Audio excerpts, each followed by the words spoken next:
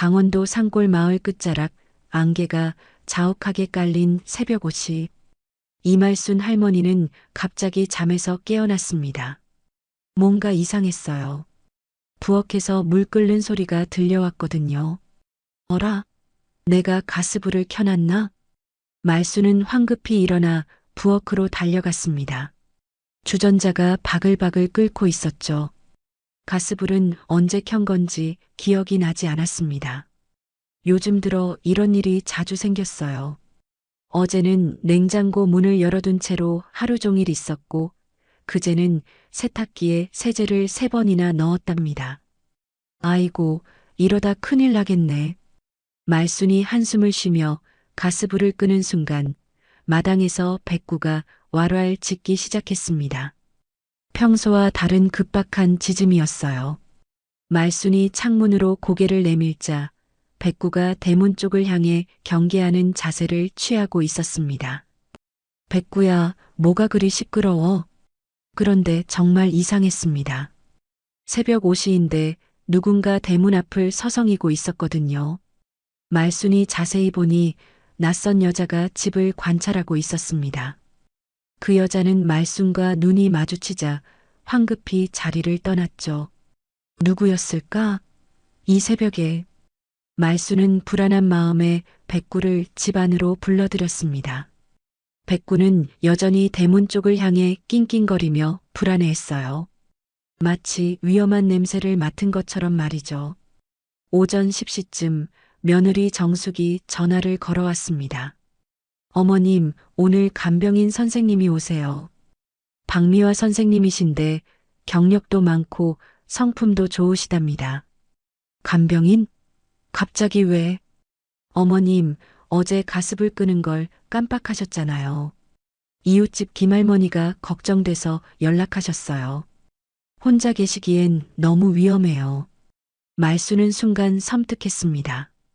새벽에 집 앞을 서성이던 여자가 혹시 이 간병인이 아닐까 하는 생각이 들었거든요.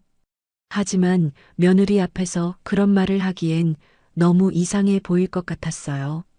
오후 2시 정숙이 박미화와 함께 도착했습니다. 40대 후반으로 보이는 박미화는 단정한 차림새에 상냥한 미소를 지었지만 말순에게는 어딘지 모르게 어색한 느낌이 들었습니다. 바로 새벽에 본 그 여자였거든요. 안녕하세요, 할머님. 박미화입니다. 앞으로 정성껏 모시겠습니다. 박미화는 정중하게 인사를 드렸지만 말수는 새벽 일을 떠올리며 내심 불안했습니다. 그런데 더 이상한 건 백구의 반응이었어요. 으르렁, 으르르르. 평소에 누구에게든 꼬리를 흔들며 다가가던 백구가 박미화만 보면 온몸의 털을 곤두세우며 경계했습니다. 심지어 이빨까지 드러내며 위협적인 자세를 취했죠. 와랄랄, 와랄. 백구의 거친 짖음에 박미화가 한 발짝 뒤로 물러섰습니다. 그 순간 말수는 박미화의 표정에서 이상한 걸 포착했어요. 순간적으로 얼굴이 굳어지며 차가운 시선을 백구에게 던졌거든요. 어머, 걔가 왜 이렇게 사나워요? 박미화는 다시 상냥한 표정을 지으며 말했지만 말수는 그 순간의 표정을 잊을 수 없었습니다. 정숙이 당황하며 백구를 꾸짖었습니다. 백구야, 왜 이러니? 평소에 이런 적이 없었는데. 미안해요, 선생님. 원래 순한 개인데 왜 이러는지 모르겠어요. 괜찮아요. 개들이 처음 보는 사람한테 경계하는 건 자연스러운 일이에요. 박미화는 이해한다는 듯 웃었지만 백구는 전혀 진정할 기미를 보이지 않았습니다.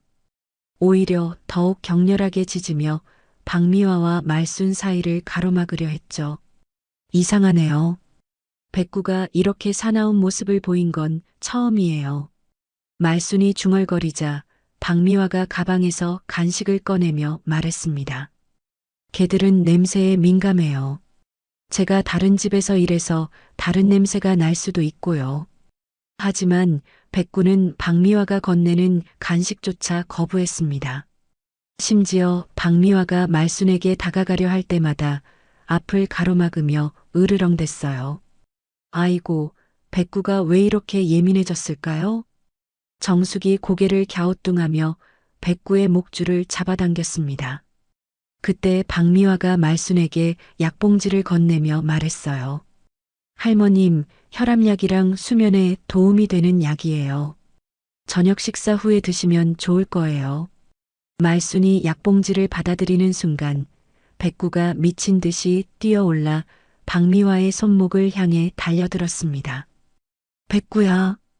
정숙이 급히 백구를 제지했지만 백구의 눈빛은 마치 말순을 지키려는 필사적인 의지로 가득했습니다.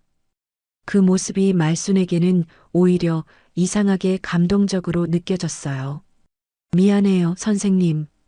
백구를 외양간에 묶어두겠어요. 정숙이 백구를 끌고 가면서도 백구는 계속 박미화를 향해 경고하는 듯한 짖음을 멈추지 않았습니다. 마치 조심하라고 말하는 것처럼 말이죠. 그날 밤 말순은 박미화가 준 약을 먹고 잠자리에 들었습니다. 하지만 외양간에 묶인 백구는 밤새도록 집을 향해 낑낑거리며 불안해했어요. 무언가 큰 위험이 시작되고 있다는 걸 본능적으로 느끼고 있었던 것 같았습니다. 다음 날 아침 말순은 평소보다 늦게 잠에서 깨어났습니다. 머리가 무겁고 몸이 나른했어요. 어젯밤 박미화가 준 약을 먹은 후로 깊이 잠들었는데 이상하게도 개운하지가 않았습니다. 할머님, 주무셨어요? 박미화가 방문을 살짝 열고 들어왔습니다. 벌써 아침 준비를 마쳤는지 단정한 차림새였어요. 아이고, 내가 이렇게 늦잠을 자다니. 괜찮아요. 충분히 쉬셔야죠. 아침 준비해 드릴게요. 박미화는 친절하게 말순을 부축해 일으켜 세웠습니다. 하지만 말순은 어딘지 모르게 어색함을 느꼈어요. 뭔가 평상시와 다른 기분이었거든요. 그때 외양간에서 백구의 짖음소리가 들려왔습니다. 밤새 쉬지 않고 짖었는지 목소리가 쉬어 있었어요. 와랄, 컹컹. 박미화의 얼굴이 순간 일그러졌습니다. 하지만 금세 다시 상냥한 표정을 지으며 말했어요. 할머님, 저게가 너무 시끄럽네요. 밤새 잠을 못 주무셨을 것 같은데. 아니에요. 백구는 원래 짖지 않는 애인데 왜 이러는지 모르겠어요. 말순이 창문으로 다가가자 백구가 더욱 격렬하게 짖었습니다. 마치 말순에게 무언가 경고하려는 듯 했죠. 오전 10시쯤 며느리 정숙이 찾아왔습니다. 백구의 짖음소리를 듣고 깜짝 놀란 표정이었어요. 어머님, 백구가 왜 저렇게 짖어요? 밤새 잠 못 주무셨을 것 같은데. 응, 좀 이상해. 평소에 이런 적이 없었는데. 정숙이 외양간으로 가서 백구를 확인했습니다. 백구는 목줄을 끊으려고 안간힘을 쓰고 있었어요. 목 부분이 빨갛게 상처까지 났는데도 계속 집 쪽으로 가려고 발버둥 쳤습니다. 어머, 백구야. 왜 이렇게 상처가 났어? 정숙이 백구의 목을 만져보니 목줄에 쓸려서 털이 벗겨지고 피까지 났더군요. 백구는 정숙을 보자 잠시 진정했지만 여전히 집 쪽을 향해 낑낑거렸습니다. 성질이 좀 있지, 우리 백구가. 말순이 중얼거리며 백구에게 다가가자 백구가 말순의 손을 핥으며 애타게 울었습니다. 마치 할머니, 위험해요. 라고 말하는 것처럼 보였어요. 박미화가 뒤따라와서 백구를 보더니 혀를 찼습니다. 아이고, 걔가 너무 사나워졌네요. 이러다 할머님이 다치실 수도 있어요. 백구는 사납지 않아요. 나한테는 절대 그러지 않거든요. 말순이 백구를 감싸자 박미화의 표정이 미묘하게 변했습니다. 하지만 금세 다시 웃음을 지으며 말했어요. 그래도 조심하세요. 걔는 언제 어떻게 변할지 모르니까요. 정숙이 고민하는 표정으로 말했습니다. 어머님, 백구를 좀 더 멀리 묶어 놓을까요? 미화 선생님이 일하시는데 방해가 될 것 같아요. 그럴까? 하지만 백구가 왜 이러는 걸까? 걔들이 예민해서 그런 거예요. 새로운 사람이 오면 적응하는데 시간이 걸리죠. 박미화가 자연스럽게 설명했지만 말수는 뭔가 석연치 않았습니다. 백구가 다른 사람들한테는 전혀 이런 반응을 보인 적이 없었거든요. 점심시간이 되자 박미화가 약을 준비했습니다. 할머님, 식사 후 약 드세요. 소화도 도와주고 혈압에도 좋아요. 말순이 약을 받아들려는 순간 백구가 또다시 미친 듯이 짖기 시작했습니다. 와랄왈, 컹컹컹. 이번에는 정말 다급하고 절박한 소리였어요. 마치 안 돼, 라고 외치는 것 같았습니다. 정숙이 화를 냈습니다. 야, 백구, 왜 이렇게 시끄럽게 굴어? 할머니 약 드시는데 방해하지 마. 하지만 백구는 더욱 격렬하게 짖었습니다. 심지어 목줄이 끊어질 정도로 힘을 주며 집으로 뛰어오려 했어요. 이상하네. 백구가 왜 저렇게 흥분할까? 말순이 의아해하자 박미화가 재빨리 말했습니다. 할머님, 걔 때문에 신경 쓰지 마시고 약부터 드세요. 식사 후에 늦게 드시면 효과가 떨어져요. 말순이 약을 입에 넣으려는 순간 갑자기 목줄이 끊어지는 소리가 들렸습니다. 뚝! 백구가 목줄을 끊고 달려왔습니다. 피투성이가 된 목에도 불구하고 필사적으로 달려와서 말순의 앞을 가로막았어요. 백구야. 말순이 깜짝 놀라 약을 떨어뜨렸습니다. 박미화가 재빨리 약을 주우려 하자 백구가 박미화를 향해 이빨을 드러내며 위협했습니다. 으르르르, 으르렁, 어머, 정말 위험해요. 박미화가 뒤로 물러서며 소리쳤습니다. 정숙이 급히 달려와 백구를 제지하려 했지만 백구는 떨어진 약을 킁킁 냄새 맡더니 더욱 격렬하게 짖었어요. 와랄왈, 와랄. 그 모습이 마치 이 약은 위험해. 라고 경고하는 것 같았습니다. 백구야, 도대체 왜 그러니? 말순이 백구를 달래려 하자 백구는 말순의 치마를 물고 외양간 쪽으로 끌고 가려 했습니다. 마치 박미화로부터 말순을 멀리 떨어뜨리려는 것처럼 말이죠. 박미화의 얼굴이 순간 차갑게 굳어졌습니다. 하지만 금세 당황한 표정을 지으며 말했어요. 할머님, 정말 위험해요. 저게가 언제 할머님한테 덤빌지 몰라요. 아니에요. 백구는 나를 해치지 않아요. 하지만 너무 흥분해 있어요. 오늘은 약을 나중에 드시는 게 좋겠어요. 결국 정숙이 백구를 더 튼튼한 줄로 외양간에 묶었습니다. 하지만 백구는 밤이 되도록 집을 향해 애타게 울부짖었어요. 그 소리가 말순의 가슴을 먹먹하게 만들었습니다. 백구가 뭘 말하려는 걸까? 말순은 창문 너머로 백구를 바라보며 중얼거렸습니다. 하지만 아무도 백구의 경고를 진지하게 받아들이지 않았어요. 오직 백구만이 알고 있었습니다. 박미화가 얼마나 위험한 존재인지를 말이죠. 박미화가 집에 온 지 일주일이 지났습니다. 말순의 상태가 눈에 띄게 달라지고 있었어요. 평소보다 훨씬 더 자주 깜빡하고 하루 종일 졸음에 시달렸습니다. 할머님, 또 주무세요? 박미화가 말순을 깨우며 말했습니다. 오후 2시인데도 말순은 거실 소파에서 깊이 잠들어 있었어요. 어라? 내가 언제 잠들었지? 말순이 눈을 비비며 일어났지만 머리가 무겁고 몸이 나른했습니다. 요즘 들어 이런 일이 매일 반복되고 있었어요. 할머님, 약 드실 시간이에요. 박미화가 물 한 컵과 함께 하얀 알약을 건넸습니다. 말순은 의심 없이 약을 받아 삼켰어요. 하지만 이상했습니다. 약을 먹을 때마다 더 졸리고 정신이 흐릿해졌거든요. 그때 외양간에서 백구가 또다시 격렬하게 짖기 시작했습니다. 와랄왈, 컹컹. 저게가 또 시작이네요. 박미화가 인상을 찌푸리며 중얼거렸습니다. 백구는 박미화가 말순에게 약을 줄 때마다 미친 듯이 짖었어요. 마치 무언가 끔찍한 일이 일어나고 있다는 걸 알고 있는 것처럼 말이죠. 오후 4시쯤 말순이 화장실에 가려다가 갑자기 비틀거렸습니다. 어머! 박미화가 재빨리 말순을 붙잡았습니다. 말순의 다리에 힘이 빠져서 혼자 서 있기 어려웠어요. 할머님, 괜찮으세요? 어지러워. 다리에 힘이 없네.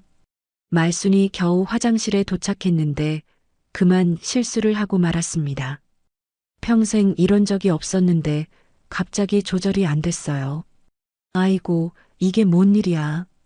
말순이 당황해하자 박미화가 다가와서 말했습니다. 괜찮아요, 할머님. 나이가 드시면 이런 일이 생길 수 있어요. 제가 치워드릴게요. 하지만 말순은 자존심이 상했습니다. 70년 넘게 살면서 이런 실수를 한 적이 없었거든요. 내가 왜 이러지? 머리도 맑지 않고. 할머님, 치매 초기 증상일 수도 있어요. 병원에 가보시는 게 좋겠어요. 박미화의 말에 말순이 더욱 불안해했습니다. 설마 자신이 치매에 걸린 건 아닐까 하는 두려움이 밀려왔어요. 저녁 6시 며느리 정숙이 찾아왔습니다. 말순의 모습을 보고 깜짝 놀랐어요. 어머님, 얼굴이 왜 이렇게 헬쑥하세요? 몸이 안 좋으신가요? 요즘 자꾸 깜빡하고 어지러워서. 아까는 화장실에서 실수까지. 정숙이 박미화를 쳐다봤습니다. 선생님, 어머님 상태가 어떠세요? 글쎄요. 치매 증상이 생각보다 빨리 진행되는 것 같아요. 밤에도 자주 헤매시고 낮에는 계속 주무세요. 박미화가 걱정스러운 표정으로 말했습니다. 하지만 말수는 뭔가 이상했어요. 자신이 밤에 헤맨 기억이 없었거든요. 내가 밤에 헤맸다고? 난 기억이 안 나는데. 할머님, 그러니까 문제인 거죠. 기억을 못 하시는 거예요. 박미화가 안타깝다는 듯 고개를 저었습니다. 그때 백구가 또다시 목이 터져라 짖기 시작했습니다. 이번에는 정말 처절한 소리였어요. 와랄왈, 컹컹컹. 정숙이 짜증스럽다는 표정을 지었습니다. 백구가 왜 이렇게 시끄럽게 구는 거예요? 어머님이 아프신데. 예민해서 그런 것 같아요. 할머님 상태가 안 좋으니까 걔도 스트레스를 받는 거죠. 박미화가 그럴듯하게 설명했지만 말수는 뭔가 석연치 않았습니다. 백구의 짖음이 단순한 스트레스가 아니라 무언가를 경고하는 것 같았거든요. 선생님, 어머님 약은 잘 챙겨드리고 계세요? 네, 하루 3번 빠짐없이 드리고 있어요. 혈압약이랑 수면에 도움이 되는 약이요. 수면제요? 어머님한테 수면제를 주세요? 정숙이 의아해하자 박미화가 재빨리 대답했습니다. 아, 수면제가 아니라 신경안정제예요. 치매 환자들한테 자주 처방하는 약이에요. 하지만 말수는 이상했습니다. 병원에서 그런 약을 처방받은 기억이 없었거든요. 내가 병원에서 그런 약을 받았나? 기억이 안 나네. 할머님, 그러니까 치매인 거예요. 기억이 안 나시는 거죠. 박미화가 단호하게 말했습니다. 말수는 점점 혼란스러워졌어요. 정말 자신이 치매에 걸린 건지 아니면 다른 이유가 있는 건지 알 수가 없었습니다. 밤 9시 박미화가 또 약을 가져왔습니다. 할머님, 잠자리 들기 전에 약 드세요. 말순이 약을 받아들려는 순간 갑자기 튼튼한 줄이 끊어지는 소리가 들렸습니다. 뚝! 백구가 또다시 줄을 끊고 달려왔습니다. 이번에는 목 부분이 더욱 심하게 상처났는데도 필사적으로 달려와서 말순과 박미화 사이를 가로막았어요. 으르르르, 와랄왈. 백구가 박미화를 향해 이빨을 드러내며 위협했습니다. 평생 이런 모습을 본 적이 없을 정도로 사나웠어요. 어머, 저게가 미쳤나 봐요. 박미화가 뒤로 물러서며 소리쳤습니다. 그 순간 말수는 박미화의 표정에서 이상한 걸 발견했어요. 놀란 것보다는 오히려 화가 난 것 같았거든요. 백구가 떨어진 약을 킁킁 냄새 맡더니 갑자기 그 약을 입에 물고 멀리 던져버렸습니다. 백구야, 뭘 하는 거야? 말순이 당황했지만 백구는 말순을 외양간 쪽으로 끌고 가려고 했어요. 마치 할머니, 여기는 위험해요. 라고 말하는 것 같았습니다. 할머님, 정말 위험해요. 저게를 어떻게 해야 할 것 같은데. 박미화가 의미심장한 말을 했습니다. 그 순간 말수는 섬뜩한 느낌이 들었어요. 마치 박미화가 백구를 없애버리려는 것 같았거든요. 안 돼요. 백구는 내 가족이에요. 말순이 단호하게 말하자 박미화의 얼굴이 순간 일그러졌습니다. 하지만 금세 다시 상냥한 표정을 지으며 말했어요. 물론이죠, 할머님. 그냥 걱정돼서 그런 거예요. 하지만 말수는 이미 눈치챘습니다. 박미화의 진짜 얼굴을 말이죠. 그리고 백구가 왜 그렇게 필사적으로 경고하는지도 어렴풋이 알 것 같았어요. 그날 밤 말수는 박미화가 준 약을 먹지 않고 몰래 베개 밑에 숨겨두었습니다. 백구의 필사적인 경고가 계속 머릿속에 맴돌았거든요. 이상하게도 약을 먹지 않으니 머리가 훨씬 맑아졌어요. 새벽 3시쯤 말수는 조용히 일어나 백구를 보러 갔습니다. 백구는 상처투성이 목에도 불구하고 여전히 집을 향해 경계하고 있었어요. 백구야, 내가 날 지키려는 거구나. 말순이 백구를 쓰다듬자 백구가 조용히 꼬리를 흔들며 말순의 손을 하찼습니다. 그 눈빛이 너무나 간절했어요. 할머님, 왜 나와 계세요?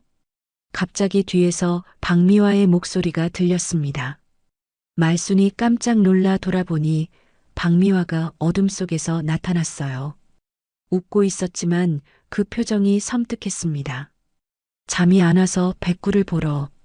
밤에 나오시면 위험해요. 들어가서 주무세요. 박미화가 말순의 팔을 붙잡았습니다. 그 손길이 생각보다 거칠고 강했어요. 백구가 다시 으르렁거리기 시작했습니다. 으르르, 으르렁. 저게 때문에 할머님이 잠을 못 주무시네요.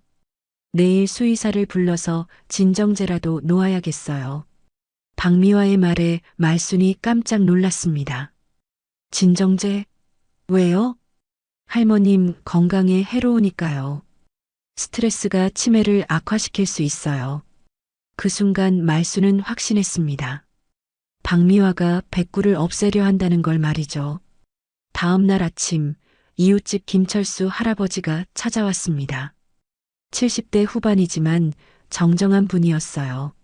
말수나 어젯밤에 백구가 너무 시끄럽게 짖더라. 무슨 일이야? 그게 요즘 백구가 이상해요. 말순이 고민스럽게 말하자 김철수가 진지한 표정을 지었습니다. 백구가 이상하다고? 그 개가 얼마나 똑똑한데. 혹시 무슨 위험을 감지한 건 아닐까? 위험이요? 응. 개들은 사람보다 후각이 뛰어나서 이상한 냄새나 위험한 상황을 미리 알아채거든. 우리 집 개도 지진 나기 전에 미리 짖었어. 김철수의 말에 말순이 가슴이 두근거렸습니다. 혹시 백구가 정말 무언가 위험한 걸 감지한 건 아닐까요? 할아버지, 그럼 어떻게 해야 할까요?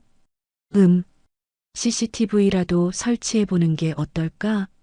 요즘 혼자 사시는 분들 많이 달아. 무슨 일인지 확인할 수 있을 거야. 그때 박미화가 나타났습니다. 안녕하세요. 말순 할머님 간병인 박미화입니다. 김철수가 박미화를 보더니 뭔가 이상하다는 표정을 지었어요. 아, 그러시구나. 그런데 말순이가 많이 안 좋아 보이네. 예전보다 많이 야위었어. 네, 치매 증상이 빨리 진행되고 있어서 걱정이에요. 박미화가 안타깝다는 듯 말했지만 김철수는 뭔가 석연치 않다는 표정이었습니다. 치매라. 그런데 말순이가 치매 진단을 받았나? 아직 정확한 검사는 안 받았지만 증상을 보면 분명해요. 김철수가 의심스럽다는 표정으로 박미화를 바라봤습니다. 그 시선이 불편했는지 박미화가 먼저 자리를 떴어요. 할머님, 약 드실 시간이에요. 박미화가 사라지자 김철수가 말순에게 조용히 말했습니다. 말순아, 내일 우리 아들한테 부탁해서 CCTV 설치해 주마. 뭔가 이상해. 정말요? 응. 백구가 저렇게 짖는 건 분명 이유가 있어.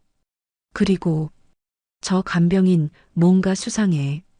다음 날 오후 김철수의 아들이 와서 거실과 부엌에 몰래 CCTV를 설치했습니다. 박미화가 장을 보러 간 사이였어요. 할머님, 이건 절대 비밀이에요. 며칠 지켜보시고 이상한 게 있으면 연락하세요. 김철수의 아들이 말순에게 조그만 모니터를 건네주며 사용법을 알려줬습니다. 그날 저녁 박미화가 또 약을 가져왔습니다. 할머님, 오늘은 약을 좀 바꿔봤어요. 더 효과가 좋을 거예요. 말순이 약을 받아들려는 순간 백구가 또다시 격렬하게 짖기 시작했습니다. 와랄왈, 컹컹. 저게가 또 시작이네요. 정말 스트레스예요. 박미화가 짜증스럽다는 표정을 지었습니다. 하지만 말순은 이번에도 약을 몰래 숨겨두었어요. 밤 12시 모든 게 조용해진 후 말순은 조심스럽게 CCTV 모니터를 켰습니다. 화면에는 부엌이 보였어요. 박미화가 뭔가를 하고 있었습니다. 화면 속 박미화는 약병에서 하얀 알약을 꺼내더니 다른 병에서 다른 약을 꺼내 바꿔넣고 있었어요. 그리고는 주변을 살피며 조심스럽게 원래 병을 숨겼습니다. 이게 뭐야? 말순이 충격을 받아 손을 떨었습니다. 박미화가 자신의 약을 다른 약으로 바꿔치기 하고 있었던 거예요. 화면을 계속 보니 더 충격적인 장면이 나왔습니다. 박미화가 핸드폰으로 누군가에게 전화를 걸고 있었어요. 네, 계획대로 진행하고 있어요. 수면제 양을 늘려서 의식을 잃게 만들고 있고, 네, 걔가 좀 방해되긴 하지만 곧 처리할게요. 말순이 소리를 지를 뻔했지만 간신히 참았습니다. 손이 덜덜 떨렸어요. 보험금은 언제쯤 받을 수 있을까요? 네, 알겠습니다. 최대한 빨리 마무리하겠어요. 보험금이라는 말에 말순의 온몸이 얼어붙었습니다. 박미화가 자신을 죽여서 보험금을 타려는 거였어요. 화면 속 박미화가 갑자기 주변을 살피더니 부엌에서 나갔습니다. 말순은 급히 모니터를 끄고 침대에 누웠어요. 곧 박미화가 방문을 살짝 열고 들여다봤습니다. 할머님, 주무세요? 말순은 숨을 죽이고 잠든 척했습니다. 박미화가 다가와서 말순의 상태를 확인하더니 안도의 한숨을 쉬고 나갔어요. 다음 날 새벽 말순은 김철수에게 급히 전화를 걸었습니다. 철수야, 큰일 났어. 어젯밤 CCTV에 다 찍혔어. 김철수가 급히 달려와서 CCTV 영상을 확인했습니다. 이건 완전히 사기야. 당장 경찰에 신고해야 해. 그런데 박미화가 알면 어떻게 하지? 걱정 마. 내가 조카한테 연락해서 경찰을 부를게. 백구가 널 살린 거야, 말순아. 그 순간 말순은 깨달았습니다. 백구가 목숨을 걸고 자신을 지키려 했다는 걸 말이죠. 목이 찢어져도 계속 경고했던 백구의 마음이 이제야 이해됐어요. 오전 10시 김철수의 조카인 경찰관 김민호가 동료 2명과 함께 조용히 도착했습니다. 박미화는 마침 말순에게 아침 약을 주려던 참이었어요. 할머님, 오늘 약은 특별히 효과가 좋을 거예요. 박미화가 평소보다 많은 양의 하얀 알약을 건네려는 순간 현관문이 열렸습니다. 경찰입니다. 김민호가 배지를 보이며 들어왔습니다. 박미화의 얼굴이 순간 굳어졌어요. 무슨 일이세요? 신고가 들어와서 확인차 왔습니다. 박미화 씨 맞나요? 박미화가 당황한 기색을 보이며 말순을 쳐다봤습니다. 하지만 말순은 이미 김철수 옆에서 안전하게 보호받고 있었어요. 저는 그냥 간병일을 하고 있을 뿐인데요. 일단 동행해 주시죠. 몇 가지 확인할 게 있습니다. 경찰이 박미화를 연행하려는 순간 박미화가 갑자기 소리쳤습니다. 잠깐만요. 저는 그냥 시키는 대로 했을 뿐이에요.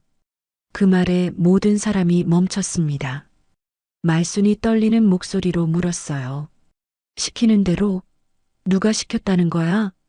박미화가 체념한 표정으로 털어놓기 시작했습니다. 저는 조직의 말단이에요. 전국을 돌아다니며 혼자 사는 치매 노인들을 돌보는 척하면서 그래서 김민호가 추궁하자 박미화가 고개를 떨어뜨렸습니다. 수면제를 과다 투여해서 의식을 잃게 만든 다음 사고사로 꾸며서 보험금을 타내는 일을 했어요. 말순이 충격을 받아 주저앉았습니다. 자신이 얼마나 위험한 상황에 있었는지 실감이 났거든요. 몇 명이나 그런 식으로. 제가 직접 한 건 없어요. 저는 그냥 약만 바꿔치기 했을 뿐이에요. 박미화가 울먹이며 말했지만 김민호는 냉정했습니다. 그럼 실제로 범행을 저지르는 사람이 따로 있다는 뜻이군요. 네. 저는 정말 모르는 일이에요. 그냥 약만 바꾸고 상태 보고만 하라고 해서. 그때 박미화의 핸드폰이 울렸습니다. 김민호가 재빨리 받았어요. 여보세요? 전화 너머에서 남자 목소리가 들려왔습니다. 미화야, 일 진행 상황이 어때? 이번 주 안에 마무리해야 한다고 했잖아. 김민호가 박미화를 보며 손짓했습니다. 박미화가 떨리는 목소리로 대답했어요. 네. 계획대로 진행하고 있어요. 좋아. 그럼 내일 최종 단계로 넘어가자. 예전처럼 계단에서 굴러떨어뜨려서 김민호가 재빨리 녹음을 시작했습니다. 전화 속 남자는 계속 끔찍한 말들을 쏟아냈어요. 이번엔 걔가 방해되니까 먼저 걔부터 처리하고 독이 든 먹이 줘서 죽이면 돼. 말순이 백구를 생각하며 소스라치게 놀랐습니다. 박미화가 백구를 없애려 했던 게 바로 이런 이유였어요. 네, 알겠습니다. 박미화가 대답하자 남자가 만족한 듯 말했습니다. 내일 오후에 직접 가서 마무리할게. 보험금은 일주일 내로 받을 수 있을 거야. 통화가 끝나자 김민호가 박미화를 노려봤습니다. 이제 다 들었네요. 조직의 우두머리가 누군지도 알겠고. 박미화가 완전히 체념한 표정으로 고백하기 시작했습니다. 우두머리는 최영수라는 사람이에요. 전국의 간병인들을 파견해서 혼자 사는 노인들을 타겟으로 삼아왔어요. 몇 명이나 피해를 당했습니까? 제가 아는 것만 지난 2년 동안 12명 정도. 말순이 경악했습니다. 12명의 노인이 이런 식으로 목숨을 잃었다는 게 믿어지지 않았어요. 저는 정말 직접 죽인 적은 없어요. 그냥 약만 바꾸고 상태만 보고했을 뿐이에요. 그것도 충분히 공범입니다. 김민호가 단호하게 말하며 수갑을 채웠습니다. 그때 며느리 정숙이 급히 달려왔습니다. 김철수가 연락한 거였어요. 어머님, 무슨 일이에요? 정숙이 상황을 파악하자 얼굴이 새하얗게 질렸습니다. 제가 어머님을 그런 위험에 빠뜨렸네요. 정숙이 말순의 손을 붙잡으며 눈물을 흘렸습니다. 어머님, 정말 죄송해요. 제가 잘못했어요. 백구 말을 들었어야 했는데. 말순도 정숙의 손을 꼭 잡았어요. 괜찮다, 정숙아. 내가 어떻게 알았겠니? 나도 몰랐는데. 김민호가 박미화를 연행하면서 말했습니다. 할머님, 오늘 오후에 최영수가 온다고 했으니 함정 수사를 진행하겠습니다. 안전한 곳으로 대피해 계세요. 백구는 어떻게 하죠? 백구는 이 사건의 영웅이에요. 할머님을 구한 거예요. 말순이 외양간으로 달려가서 백구를 안았습니다. 백구의 목은 상처투성이었지만 꼬리를 힘차게 흔들며 말순을 맞았어요. 백구야, 고마워. 내가 날 살렸구나. 백구가 말순의 얼굴을 핥으며 기뻐했습니다. 마침내 위험이 지나갔다는 걸 본능적으로 느끼고 있었어요. 할머님, 이제 정말 안전해요. 김철수가 안도하며 말했습니다. 백구가 아니었다면 정말 큰일 날 뻔했어요. 그날 오후 최영수가 계획대로 나타났습니다. 하지만 그를 기다리고 있던 건 박미화가 아니라 경찰이었어요. 최영수는 현장에서 체포됐고 조직의 전모가 드러났습니다. 박미화는 구속됐고 수사 과정에서 더 많은 피해자들이 발견됐습니다. 말수는 백구 덕분에 목숨을 구할 수 있었어요. 정말 백구가 우리 가족의 생명의 은인이네요. 정숙이 백구를 쓰다듬으며 말했습니다. 백구는 이제 평온한 표정으로 말순 곁에 앉아 있었어요. 더 이상 경계할 필요가 없어졌거든요. 박미화와 최영수가 체포된 지 일주일이 지났습니다. 경찰서에서는 본격적인 수사가 시작됐어요. 하지만 문제가 있었습니다. 조직의 전모를 밝히려면 말순의 증언이 필요한데 말순이 기억을 잘 못한다는 거였어요. 할머님, 박미화가 전화 통화하는 걸 들으신 적 있나요? 김민호가 조심스럽게 물었습니다. 말순은 한참 생각해봤지만 기억이 흐릿했어요. 글쎄, 뭔가 들은 것 같기도 하고 확실하지 않네요. 수사진들이 답답해했습니다. CCTV 영상과 전화 녹음만으로는 조직의 다른 멤버들을 찾아내기 어려웠거든요. 박미화가 입을 다물고 있어서 더 이상 진전이 없어요. 김민호가 한숨을 쉬며 말했습니다. 박미화는 나는 시키는 대로만 했을 뿐 이라는 말만 반복하고 있었어요. 그날 오후 말순이 혼자 집에서 생각에 잠겨 있을 때였습니다. 백구가 갑자기 말순의 옷장 앞에서 짖기 시작했어요. 와랄, 컹컹. 백구야, 왜 그러니? 말순이 다가가자 백구가 옷장 문을 발로 긁으며 뭔가 있다는 듯이 행동했습니다. 여기에 뭐가 있다는 거야? 말순이 옷장을 열어보니 오래된 옷들 사이에 작은 수첩이 끼어 있었어요. 그걸 꺼내보니 자신의 손글씨로 뭔가 적혀 있었습니다. 어라? 이건 내가 언제 적었지? 수첩을 펼쳐보니 최근 며칠간의 기록들이 적혀 있었어요. 치매 초기 증상이 시작되면서 말순이 중요한 일들을 잊어버리지 않으려고 몰래 적어둔 거였습니다. 박미화 전화 내용 마이너스 보험금 이야기, 다른 집에서도 같은 일, 계획대로 진행 중이라고 말함. 누군가와 통화, 약병 바꿔치기 하는 것 봄. 말순이 깜짝 놀랐어요. 자신도 모르게 이런 중요한 단서들을 기록해뒀던 거였습니다. 수첩을 더 넘겨보니 더욱 놀라운 내용이 나왔어요. 박미화가 다음 타겟은 춘천의 김할머니라고 전화해서 말함. 대구에서는 이미 성공했다고 함. 부산 쪽 일은 언제 끝나냐고 물어봄. 말순의 손이 떨렸습니다. 이 기록들은 조직의 다른 범행 현장들을 보여주는 결정적인 증거였어요. 백구야, 내가 이걸 찾아준 거구나. 백구가 꼬리를 흔들며 말순을 바라봤습니다. 마치 할머니가 똑똑하게 증거를 남겨뒀어요. 라고 말하는 것 같았어요. 말순이 급히 김철수에게 전화를 걸었습니다. 철수야, 큰일 났어. 내가 중요한 걸 찾았어. 김철수가 급히 달려와서 수첩을 확인했습니다. 이거 대단한 증거야. 당장 경찰에 가져가자.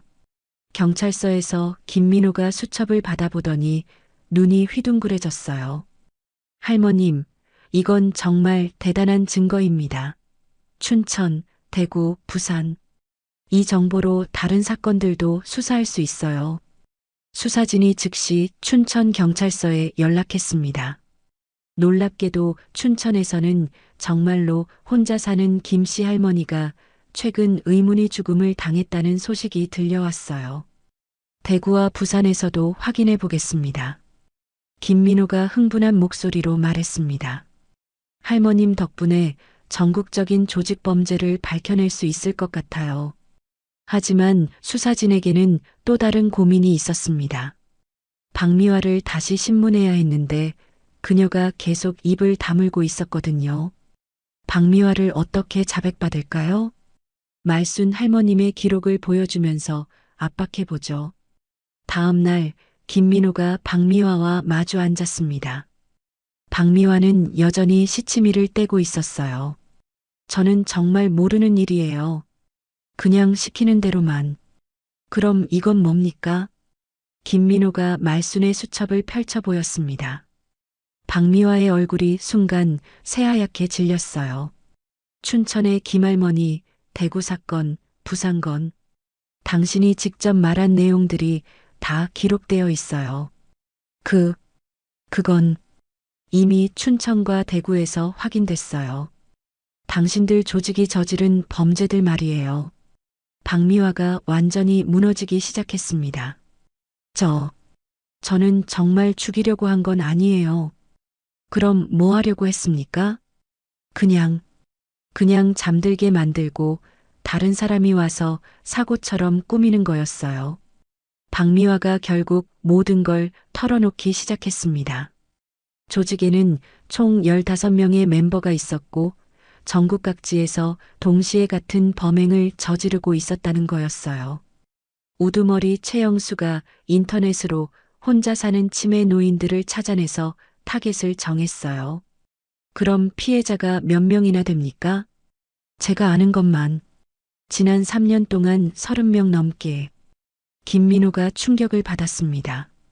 상상했던 것보다 훨씬 큰 조직 범죄였어요. 각 지역마다 담당자가 있고 간병인 역할을 하는 사람, 실제 범행을 저지르는 사람, 보험금을 처리하는 사람, 역할이 나뉘어져 있었어요. 박미화의 자백으로 조직의 전모가 드러나기 시작했습니다. 경찰은 전국 단위 수사에 착수했어요. 할머님 덕분에 정말 큰 사건을 해결하게 됐어요. 김민호가 말순에게 감사 인사를 전했습니다. 아니에요. 백구가 다 해준 거예요. 말순이 백구를 쓰다듬으며 말했습니다. 백구는 뿌듯한 표정으로 꼬리를 흔들었어요. 그런데 할머님, 어떻게 그렇게 정확하게 기록하셨어요? 글쎄, 뭔가 이상하다는 생각이 들어서 적어둔 것 같아요. 백구가 그렇게 경고하니까. 말순은 자신도 모르게 위험을 감지하고 증거를 남겨뒀던 거였습니다. 치매 초기 증상 때문에 기억은 흐릿했지만 본능적으로 중요한 순간들을 기록해둔 거였어요. 말순의 수첩 덕분에 전국 수사가 본격적으로 시작됐습니다. 경찰청에서는 특별수사본부를 꾸려 조직의 다른 멤버들을 추적하기 시작했어요. 하지만 조직원들이 경계심을 갖고 숨어버려서 수사에 어려움을 겪고 있었습니다. 박미화 자백만으로는 한계가 있어요.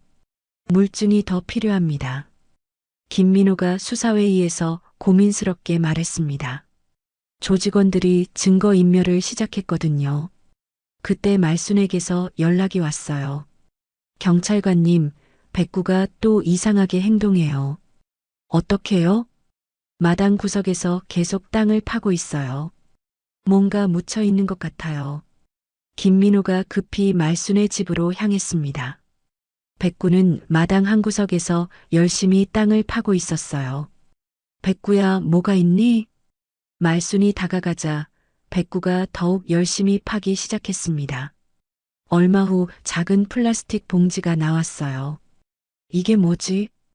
김민호가 봉지를 열어보니 안에는 여러 개의 USB와 수첩이 들어 있었습니다.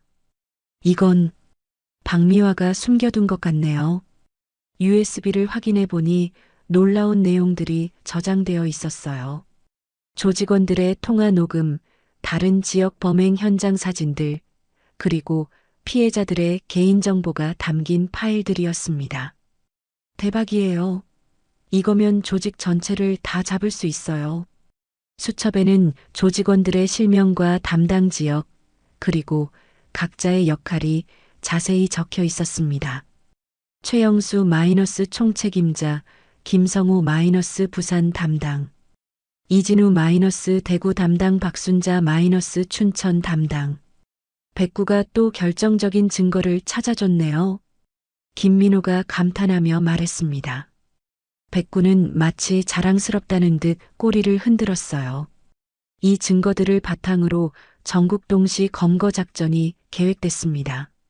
서울, 부산, 대구, 춘천에서 동시에 조직원들을 체포하기로 한 거예요. D-데이는 내일 새벽 5시입니다. 특별수사본부장이 발표했습니다. 다음 날 새벽 전국에서 동시에 검거 작전이 시작됐어요. 부산에서는 김성우가 또 다른 노인을 속이려다 현장에서 체포됐고, 대구에서는 이진우가 증거인멸을 시도하다 잡혔습니다. 춘천에서도 박순자가 체포됐어요. 그녀는 이미 김할머니를 살해한 후 다음 타겟을 물색하고 있었습니다. 전국에서 총 12명 검거 완료. 수사본부에 보고가 들어왔습니다. 3년간 전국을 공포에 떨게 한 조직범죄가 완전히 해체된 거였어요. 김민호가 말순에게 좋은 소식을 전하러 왔습니다. 할머님, 모든 범인들을 다 잡았어요. 정말요? 네. 할머님과 백구 덕분에 30명이 넘는 피해자들의 억울함을 풀어줄 수 있게 됐어요. 말순이 안도의 한숨을 쉬었습니다. 하지만 마음 한편으로는 죄책감도 들었어요. 내가 좀 더 일찍 알아챘다면 다른 분들도 살릴 수 있었을 텐데. 아니에요, 할머님. 오히려 할머님이 계시지 않았다면 이 조직을 영원히 잡지 못했을 거예요. 그때 검찰청에서 연락이 왔습니다. 조직원들의 재판 준비를 위해 말순의 증언이 필요하다는 거였어요. 할머님께서 법정에서 증언해 주셔야 합니다. 내가 법정에? 기억도 잘 안 나는데. 괜찮아요. 할머님이 적어둔 수첩과 백구가 찾아낸 증거들이 있으니까요. 한 달 후 드디어 재판이 시작됐습니다. 법정에는 피해자 유가족들이 가득 앉아 있었어요. 말순이 증인석에 앉자 모든 사람이 주목했습니다. 증인은 피고인 박미화를 어떻게 알게 되었습니까? 검사가 질문했습니다. 며느리가 간병인이라고 데려왔어요. 처음엔 좋은 사람인 줄 알았는데, 그런데 어떻게 피고인의 범행을 알아차리게 되었습니까? 우리 백구가 계속 경고했어요. 처음엔 그냥 예민해서 그런 줄 알았는데, 말순이 차근차근 설명했습니다. 백구가 어떻게 위험을 감지했는지, 자신이 어떻게 증거를 기록했는지, 그리고 마지막에 어떻게 결정적인 증거를 찾아냈는지 말이에요. 백구가 아니었다면 저는 이미 죽었을 거예요. 그리고 이 무서운 조직도 계속 다른 분들을 해쳤을 거고요. 법정 안이 숙연해졌습니다. 피해자 유가족들이 눈물을 흘렸어요. 박미화의 변호사가 반박했습니다. 피고인은 단순히 간병 업무만 담당했을 뿐입니다. 하지만 검사가 백구가 찾아낸 USB 증거를 제시했어요. 이 녹음 파일에는 피고인이 직접 다음 타겟에 대해 이야기하는 내용이 담겨 있습니다. 박미화가 고개를 떨어뜨렸습니다. 더 이상 변명할 수 없었어요. 최영수와 다른 조직원들도 모두 유죄 판결을 받았습니다. 최영수는 무기징역, 박미화를 비롯한 나머지 조직원들은 15년에서 20년의 실형을 선고받았어요. 판결이 끝난 후 피해자 유가족들이 말순에게 다가왔습니다. 할머님 덕분에 저희 어머니의 억울함을 풀 수 있었어요. 정말 고맙습니다. 할머님과 백구가 아니었다면 말순이 눈물을 흘렸습니다. 자신과 백구의 용기로 많은 사람들의 아픔을 조금이나마 덜어줄 수 있다는 게 감격스러웠어요. 아니에요. 우리 백구가 다 해준 거예요. 법정 밖에서 기다리고 있던 백구가 말순을 반겨주었습니다. 목의 상처는 아직 남아 있었지만 눈빛은 평온했어요. 더 이상 누군가를 경계할 필요가 없어졌거든요. 백구야, 우리가 해냈구나. 말순이 백구를 끌어안으며 속삭였습니다. 백구도 말순의 품에서 따뜻함을 느끼며 안도했어요. 정의는 승리했고 악한 조직은 완전히 해체됐습니다. 하지만 무엇보다 중요한 건 말순과 백구의 끈끈한 유대였어요. 위기의 순간에 서로를 지켜준 진정한 가족이었습니다. 재판이 끝난 지 석 달이 지났습니다. 말순은 정기적으로 병원에서 치매 치료를 받고 있었어요. 박미화가 몰래 먹인 수면제의 영향이 완전히 사라지자 말순의 기억력과 인지 능력이 놀랍도록 회복됐습니다. 할머님, 약물 영향이 거의 다 빠진 것 같아요. 치매 진행도 많이 늦춰졌고요. 담당 의사가 기쁜 소식을 전했습니다. 말순이 경험했던 심각한 증상들 대부분이 수면제 과다 복용 때문이었던 거예요. 정말 다행이에요. 백구가 아니었다면 말순이 병원 창밖을 바라보며 중얼거렸습니다. 매일같이 병원 앞에서 기다리고 있는 백구가 보였거든요. 어머님, 백구가 또 왔네요. 며느리 정숙이 웃으며 말했습니다. 백구는 말순이 병원에 입원한 첫날부터 매일 같은 자리에서 기다리고 있었어요. 비가 와도 눈이 와도 꼼짝하지 않고 말이죠. 저 녀석 때문에 병원 직원들이 다 감동받았어요. 간호사가 말했습니다. 백구의 이야기가 병원 전체에 알려지면서 모든 사람이 백구를 응원하게 됐거든요. 원장님이 특별히 허락해 주셔서 오늘부터 백구가 병실에 들어올 수 있어요. 정숙이 기쁜 소식을 전하자 말순의 얼굴이 환하게 밝아졌습니다. 정말요? 백구를 만날 수 있다고요? 잠시 후 병실 문이 열리고 백구가 조심스럽게 들어왔습니다.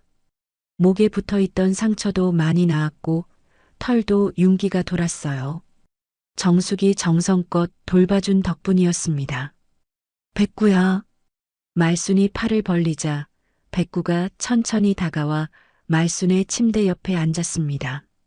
평소보다 조심스러운 모습이었어요. 병원이라는 낯선 환경 때문인지 아니면 말순이 아파서인지 걱정스러운 표정이었습니다. 우리 백구 많이 걱정했지? 할머니는 이제 괜찮아. 말순이 백구의 머리를 쓰다듬자 백구가 조용히 꼬리를 흔들었습니다. 그리고는 말순의 손을 조심스럽게 핥으며 애정을 표현했어요. 백구야, 내가 날 살렸구나. 정말 고마워. 말순의 목소리가 떨렸습니다. 백구가 없었다면 지금 이 순간도 없었을 거라는 생각에 가슴이 뭉클했어요. 그때 병실 문이 다시 열리고 김철수가 들어왔습니다. 손에는 신문을 들고 있었어요. 말순아, 큰일 났어. 너랑 백구가 신문에 났어. 신문 헤드라인에는 진돗개의 경고로 보험사기 조직 검거라는 제목이 크게 실려 있었습니다. 말순과 백구의 사진도 함께 실렸어요. 전국에서 연락이 쏟아지고 있어. 백구를 보고 싶다는 사람들이 많아. 김철수가 흥분한 목소리로 말했습니다. 실제로 그날부터 병원에는 백구를 보러 오는 사람들이 줄을 이었어요. 정말 대단한 개네요. 사람보다 더 똑똑한 것 같아요. 우리도 개를 키우는데 백구만큼 영리하지는 않아요. 방문객들이 백구를 보며 감탄했습니다. 백구는 처음엔 어색해했지만 점점 사람들의 관심을 즐기는 것 같았어요. 일주일 후 말순이 퇴원하는 날이 왔습니다. 의사의 허락을 받아 집에서 요양하기로 한 거예요. 어머님, 이제 정말 안전해요. 더 이상 무서운 일은 없을 거예요. 정숙이 말순을 부축하며 말했습니다. 하지만 정숙에게는 여전히 죄책감이 남아 있었어요. 어머님, 제가 정말 죄송해요. 백구 말을 들었어야 했는데. 괜찮다, 정숙아. 이제 다 지난 일이야. 오히려 이 일로 우리 가족이 더 단단해진 것 같아. 말순이 정숙의 손을 잡으며 위로했습니다. 집에 도착하자 백구가 먼저 뛰어가서 문을 열어주는 듯한 행동을 했어요. 마치 할머니, 집에 오신 걸 환영해요 라고 말하는 것 같았습니다. 백구야, 우리 집이야. 이제 평온하게 살 수 있어. 말순이 마당을 둘러보며 말했습니다. 몇 달 전만 해도 이곳에서 생과 사를 오갔는데 이제는 정말 평화로웠어요. 저녁 무렵 김민호가 찾아왔습니다. 손에는 포상금 수표를 들고 있었어요. 할머님, 정부에서 포상금을 지급하기로 했어요. 조직범죄 해결에 결정적인 기여를 하셨다고 해서요. 포상금이요? 나는 별로 한 게 없는데. 아니에요. 할머님과 백구가 아니었다면 수십 명이 더 피해를 당했을 거예요. 김민호가 진심 어린 목소리로 말했습니다. 이 돈으로 백구 치료비도 내시고 할머님 치료에도 쓰세요. 말순이 포상금을 받으며 생각했습니다. 이 모든 일이 백구 덕분이라는 걸 말이죠. 백구야, 이 돈은 내 몫이야. 그날 밤 말순은 백구와 함께 마당에 앉아 별을 바라봤습니다. 석 달 전만 해도 상상할 수 없었던 평화로운 시간이었어요. 백구야, 내가 없었다면 할머니는 어떻게 됐을까? 백구가 말순의 무릎에 머리를 기대며 조용히 숨을 쉬었습니다. 더 이상 경계할 필요도 걱정할 일도 없었어요. 우리 백구가 날 살렸구먼. 말순의 눈가에 눈물이 맺혔습니다. 하지만 이번에는 고마움의 눈물이었어요. 어머니는 어쩔 뻔했을까요? 정숙이 옆에서 조용히 말했습니다. 그녀도 백구를 보며 깊은 감사함을 느끼고 있었어요. 몇 달 후 말순의 집에는 새로운 일상이 자리 잡았습니다. 매일 아침 백구는 말순을 깨우고 함께 산책을 했어요. 이웃들도 백구를 영웅처럼 대했습니다. 백구야, 우리 이제 정말 행복하구나. 말순이 백구를 끌어안으며 속삭였습니다. 백구는 말순의 품에서 따뜻함을 느끼며 만족스럽게 눈을 감았어요. 진정한 가족의 사랑이 어떤 위험도 이겨낼 수 있다는 걸 보여준 이야기였습니다. 백구의 끝없는 충성심과 말순의 용기가 만나 악을 물리치고 정의를 세운 거였어요. 그리고 이제 그들은 영원히 함께할 수 있게 됐습니다. 백구는 가족이었습니다.